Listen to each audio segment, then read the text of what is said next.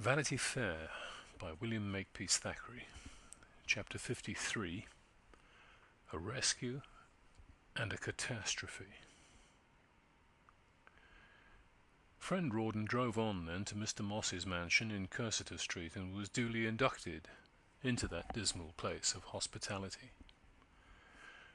Morning was breaking over the cheerful housetops of Chancery Lane as the rattling cab woke up the echoes there.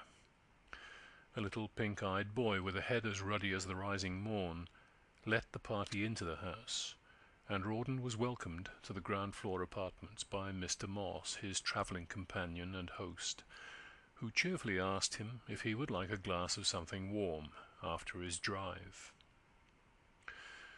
The Colonel was not so depressed as some mortals would be, who, quitting a palace and a placens uxor, find themselves barred into a sponging-house. For if the truth must be told, he had been a lodger at Mr. Moss's establishment once or twice before. We have not thought it necessary in the previous course of this narrative to mention these trivial little domestic incidents, but the reader may be assured that they can't unfrequently occur in the life of a man who lives on nothing a year. Upon his first visit to Mr. Moss, the Colonel, then a bachelor, had been liberated by the generosity of his aunt. On the second mishap, little Becky, with the greatest spirit and kindness, had borrowed a sum of money from Lord Southdown, and had coaxed her husband's creditor, who was her shawl, velvet gown, lace pocket-handkerchief, trinket, and gimcrack purveyor, indeed, to take a portion of the sum claimed, and Rawdon's promissory note for the remainder. So on both these occasions the capture and release had been conducted with the utmost gallantry on all sides, and Moss and the Colonel were therefore on the very best of terms. "You'll find your old bed, Colonel, and everything comfortable," that gentleman said. "As I may honestly say, you may be pretty sure it's kep' aired, and by the best of company too. It was slep' in the night afore last by the Honourable Captain Famish of the 50th Dragoons, whose ma took him out after a fortnight, just to punish him, she said. But Lord bless you, I promise you, he punished my champagne, and had a party here every night. Regular tip-top swells down from the clubs in the West End. Captain Ragg, the Honourable Deuceace, who lives in the Temple, and some fellers as knows a good glass of wine, I warrant you. I've got a doctor of divinity upstairs, 5 gents in the coffee-room, and Mrs. Moss has a table d'hote at 5:30, and a little cards or music afterwards, when we shall be most happy to see you." "I'll ring when I want anything," said Rawdon, and went quietly to his bedroom. He was an old soldier, we have said, and not to be disturbed by any little shocks of fate. A weaker man would have sent off a letter to his wife on the instant of his capture. "But what is the use of disturbing her night's rest?" thought Rawdon. "She won't know whether I'm in my room or not. It will be time enough to write to her when she has had her sleep out, and I have had mine. It's only 170, and the deuce is in it if we can't raise that." And so, thinking about little Rawdon, whom he would not have know that he was in such a queer place, the Colonel turned into the bed lately occupied by Captain Famish, and fell asleep. It was 10 o'clock when he woke up, and the ruddy-headed youth brought him with conscious pride a fine silver dressing-case wherewith he might perform the operation of shaving. Indeed, Mr. Moss's house, though somewhat dirty, was splendid throughout. There were dirty trays and wine-coolers en permanence on the sideboard, huge dirty gilt cornices with dingy yellow satin hangings to the barred windows which looked into Cursitor Street, vast and dirty gilt picture frames surrounding pieces, sporting and sacred, all of which works were by the greatest masters, and fetched the greatest prices too, in the bill transactions, in the course of which they were sold and bought over and over again. The Colonel's breakfast was served to him in the same dingy and gorgeous plated ware. Miss Moss, a dark-eyed maid in curl-papers, appeared with the teapot, and, smiling, asked the Colonel how he had slept, and she brought him in the Morning Post with the names of all the great people who had figured at Lord Steyne's entertainment the night before. It contained a brilliant account of the festivities, and of the beautiful and accomplished Mrs. Rawdon Crawley's admirable personifications.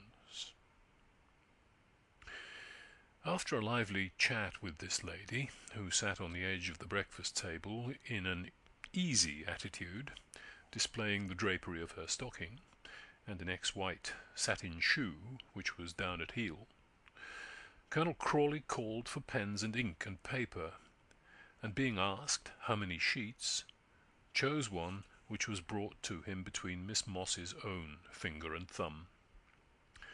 Many a sheet had that dark-eyed damsel brought in. Many a poor fellow had scrawled and blotted hurried lines of entreaty, and paced up and down that awful room until his messenger brought back the reply. Poor men always use messengers instead of the post. Who has not had their letters with the wafers wet and the announcement that a person is waiting in the hall? Now, on the score of his application, Rawdon had not many misgivings. "Dear Becky," Rawdon wrote, "I hope you slept well. Don't be frightened if I don't bring you in your coffee. Last night, as I was coming home smoking, I met with an accident. I was nabbed by Moss of Cursitor Street, from whose gilt and splendid parlour I write this, the same that had me this time 2 years. Miss Moss brought in my tea. She is grown very fat, and as usual had her stockings down at heel. It's Nathan's business, 150, with costs 170. Please send me my desk and some cloths. I'm in pumps and a white tie, something like Miss M's stockings.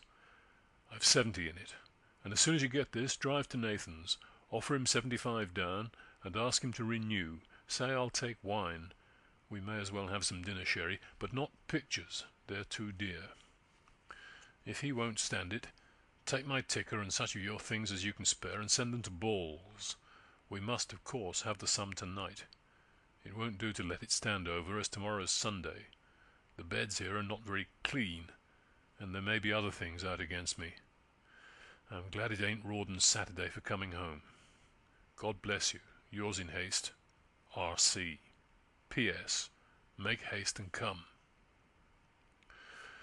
This letter, sealed with a wafer, was dispatched by one of the messengers who were always hanging about Mr. Moss's establishment, and Rawdon, having seen him depart, went out in the courtyard and smoked his cigar with a tolerably easy mind, in spite of the bars overhead, for Mr. Moss's courtyard is railed in like a cage, lest the gentlemen who are boarding with him should take a fancy to escape from his hospitality.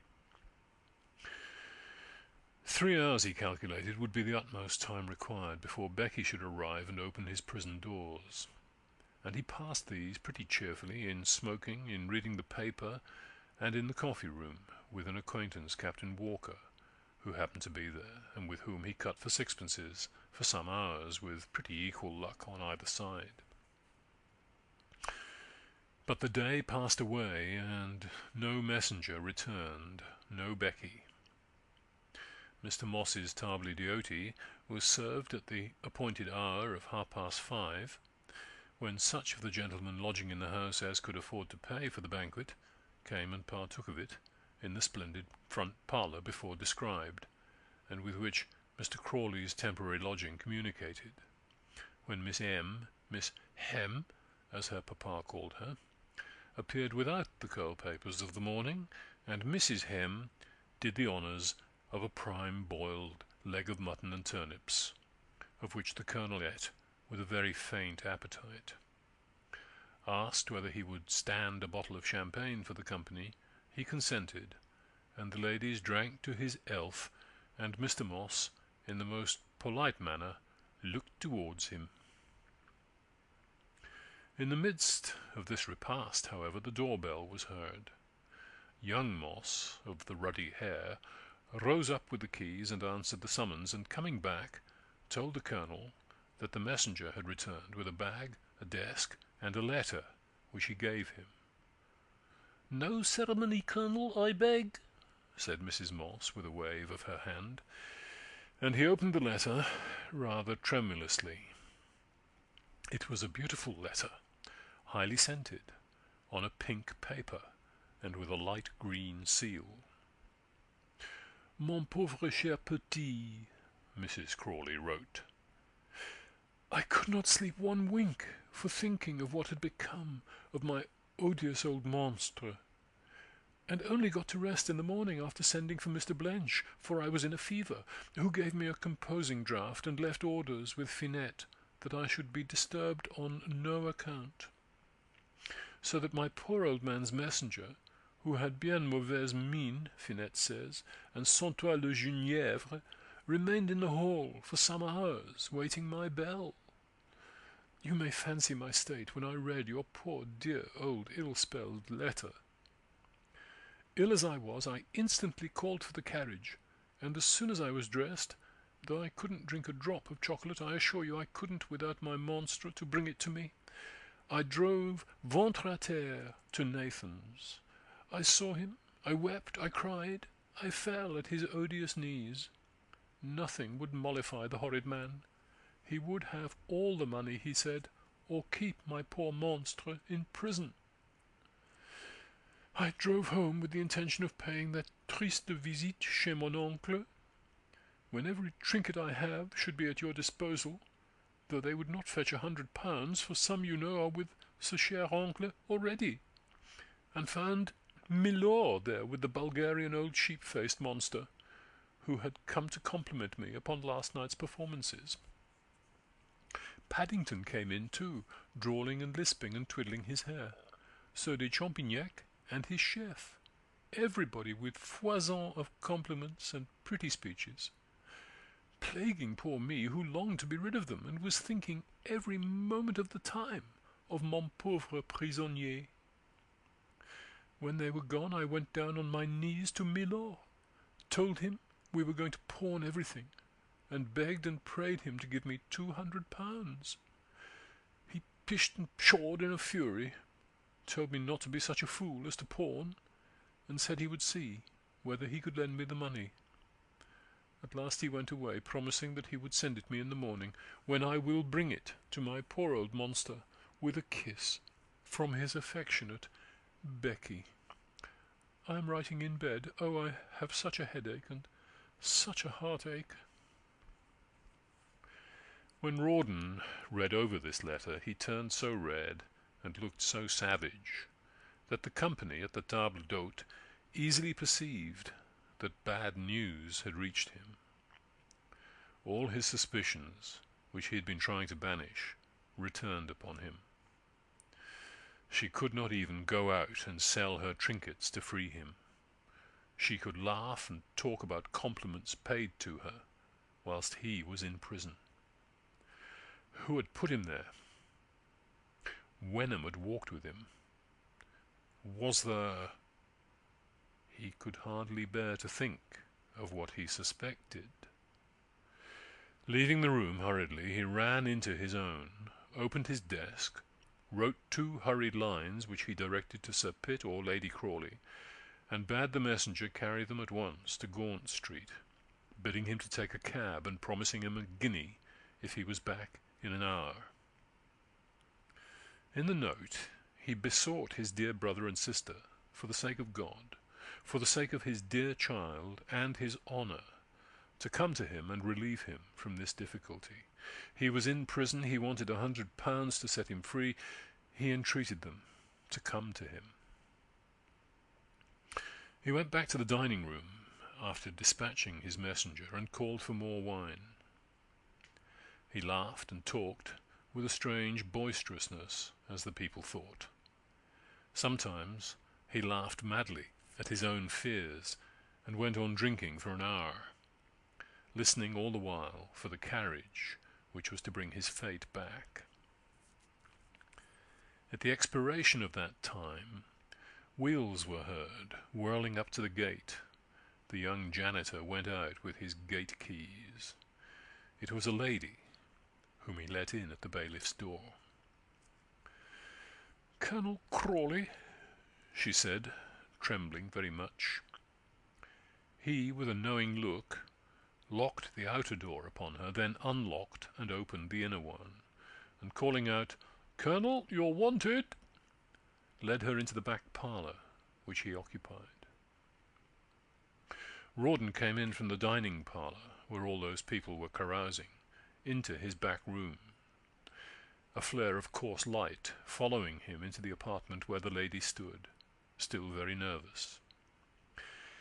"It is I, Rawdon," she said, in a timid voice which she strove to render cheerful. "It is Jane." Rawdon was quite overcome by that kind voice and presence. He ran up to her, caught her in his arms, gasped out some inarticulate words of thanks, and fairly sobbed on her shoulder. She did not know the cause of his emotion.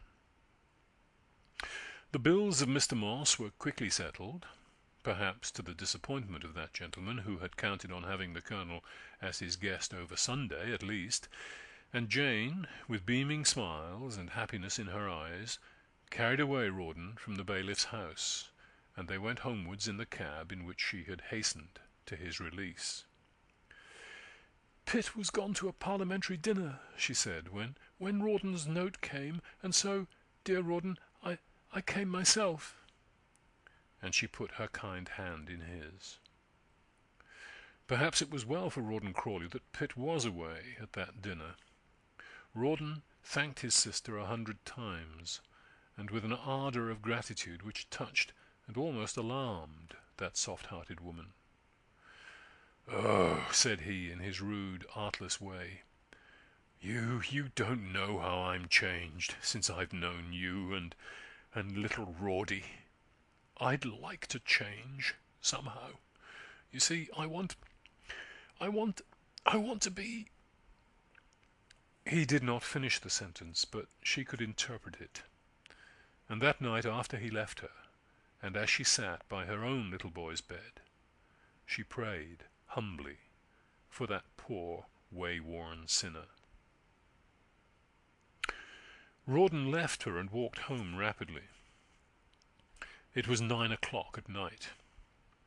He ran across the streets and the great squares of Vanity Fair, and at length came up breathless opposite his own house.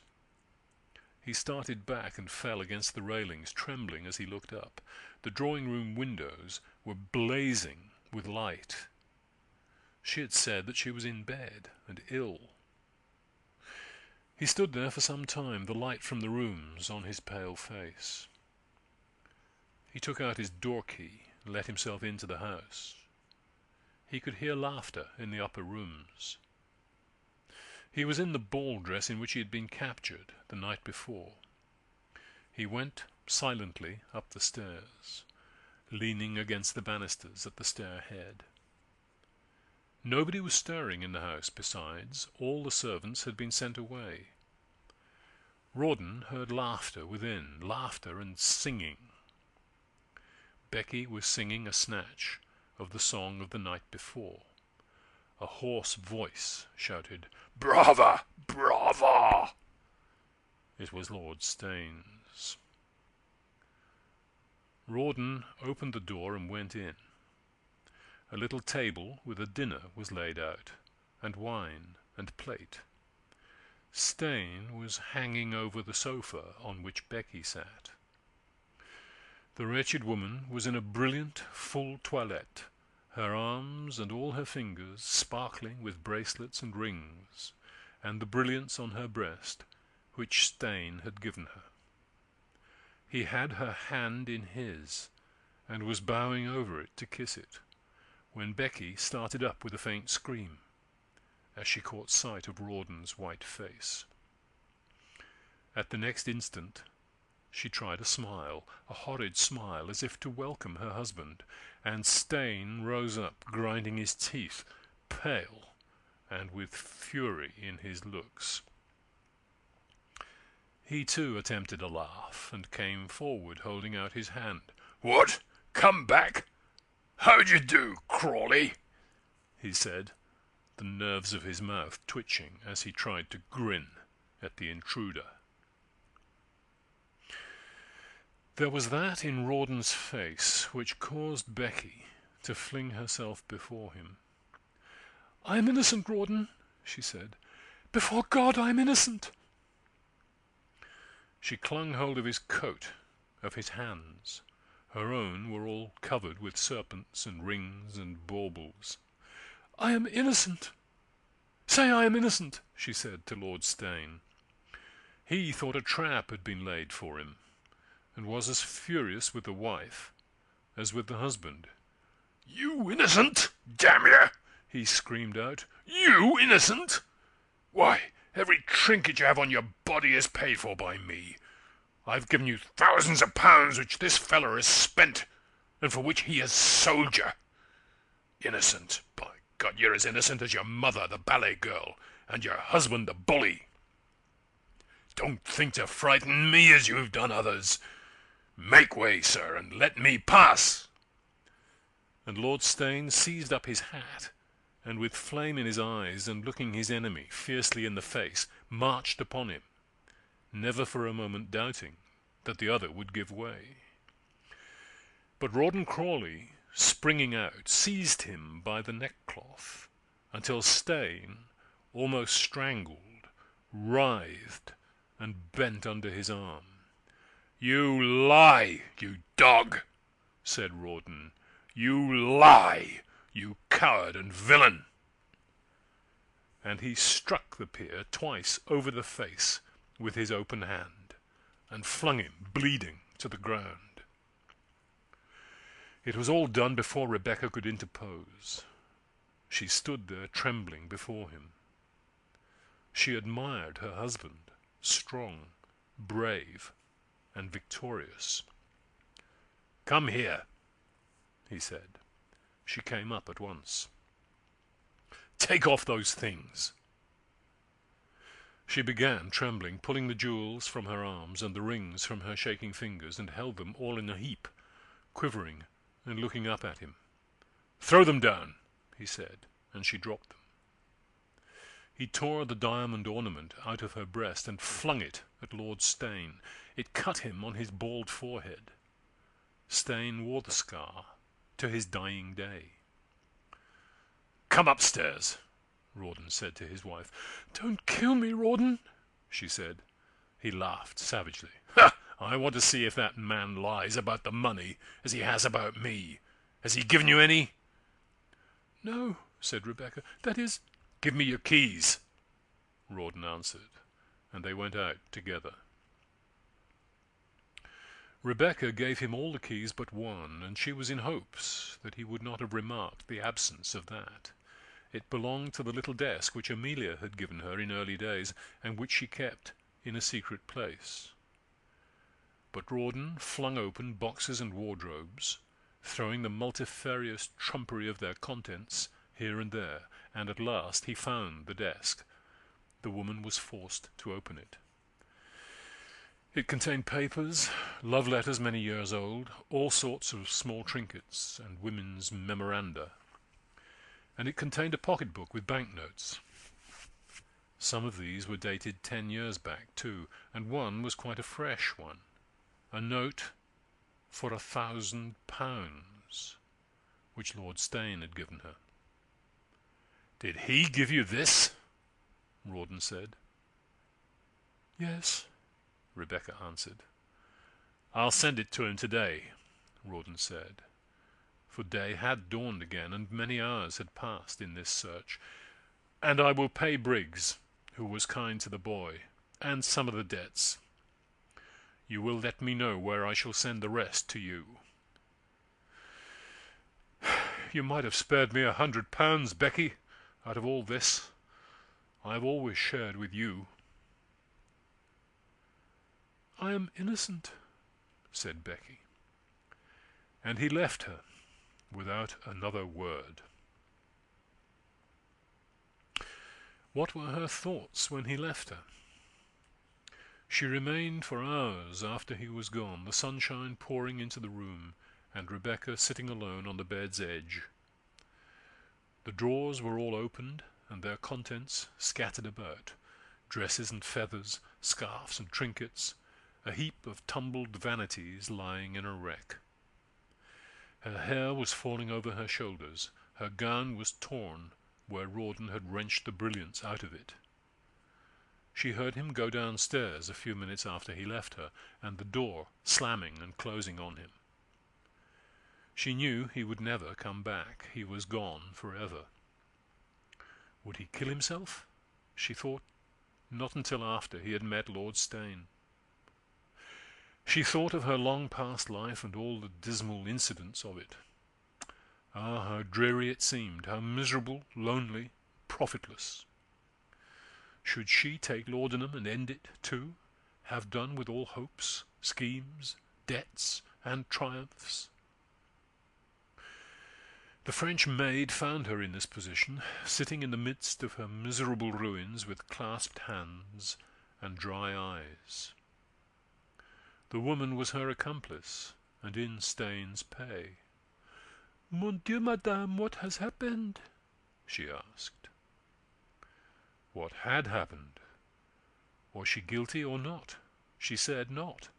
But who could tell what was truth which came from those lips, or if that corrupt heart was, in this case, pure? All her lies and her schemes, all her selfishness and her wiles, all her wit and genius had come to this bankruptcy. The woman closed the curtains, and with some entreaty and show of kindness persuaded her mistress to lie down on the bed. Then she went below and gathered up the trinkets which had been lying on the floor, since Rebecca dropped them there at her husband's orders, and Lord Steyne went away.